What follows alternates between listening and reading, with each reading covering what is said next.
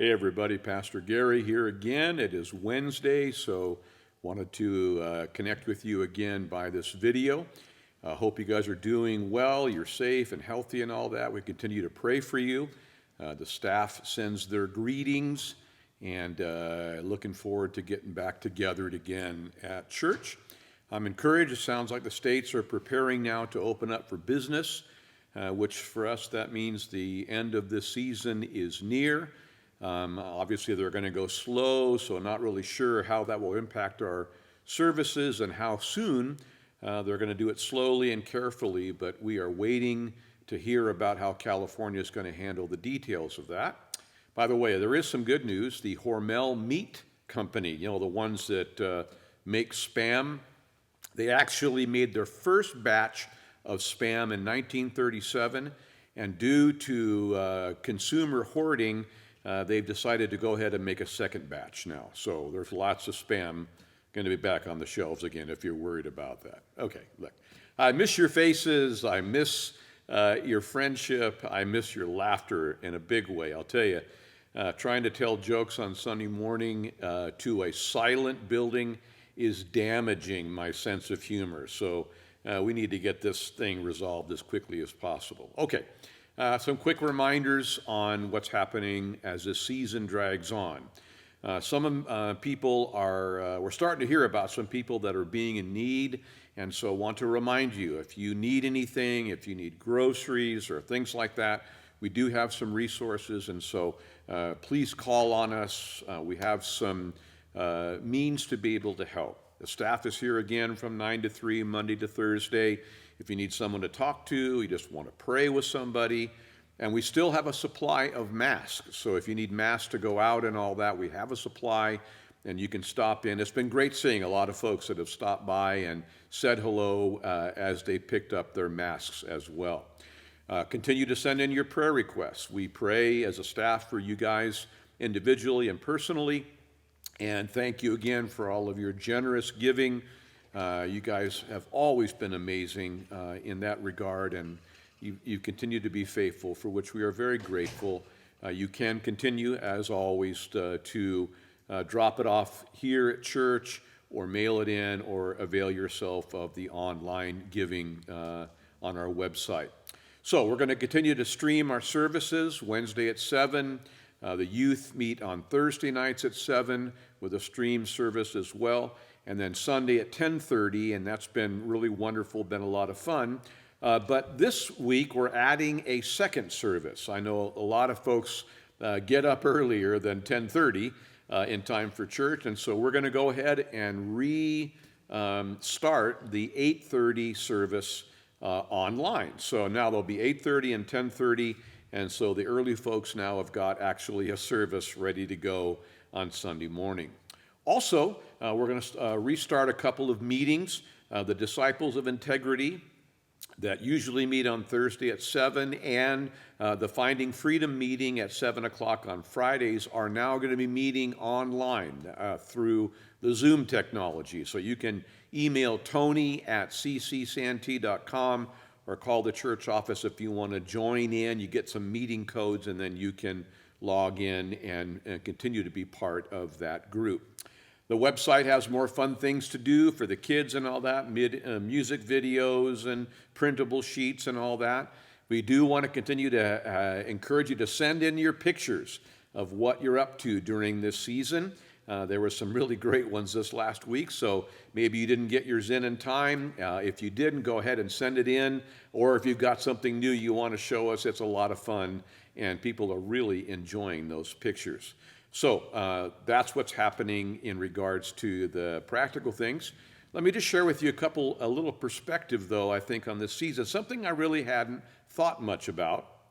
In Galatians chapter 4, verse 4, Paul said, at just the right time, Christ died for us, that God sent Christ to die for us.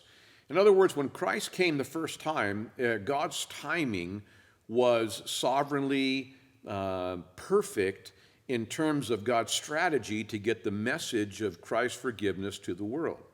In those days, in the days of the New Testament, Rome had established a common language. The world was all speaking the same language, Greek, And Rome had built roads all around the Roman Empire, which made it easy to move goods and people and even the Roman Empire, the Roman armies.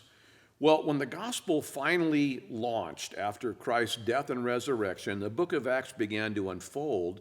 It was those two things, a common language and roads, that enabled the gospel to spread easily through the known world.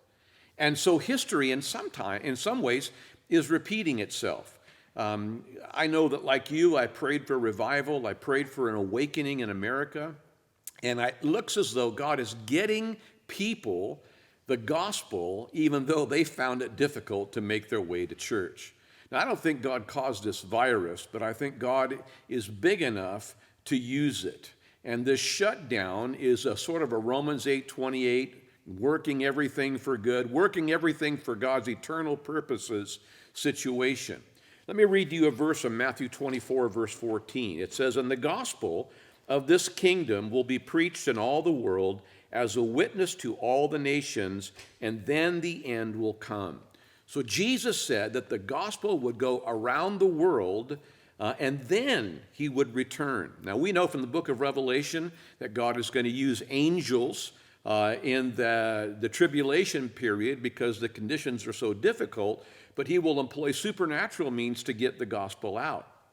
But here we are, right before Jesus comes the second time, and we are in similar circumstances again. The coronavirus has essentially shut down our world.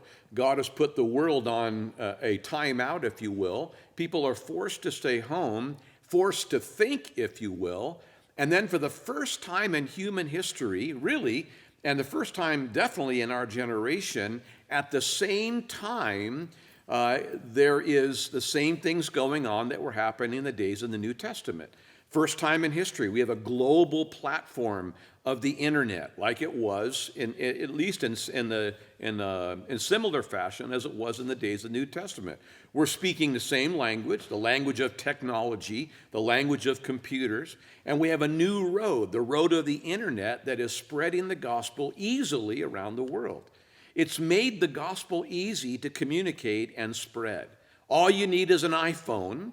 And so churches, whether you're 5 people in your church or 500 people in your church or 5,000 people in your church, they've been able to post their Bible studies on the internet, and it is having a huge impact. Bible sales have gone up almost 50% in America alone.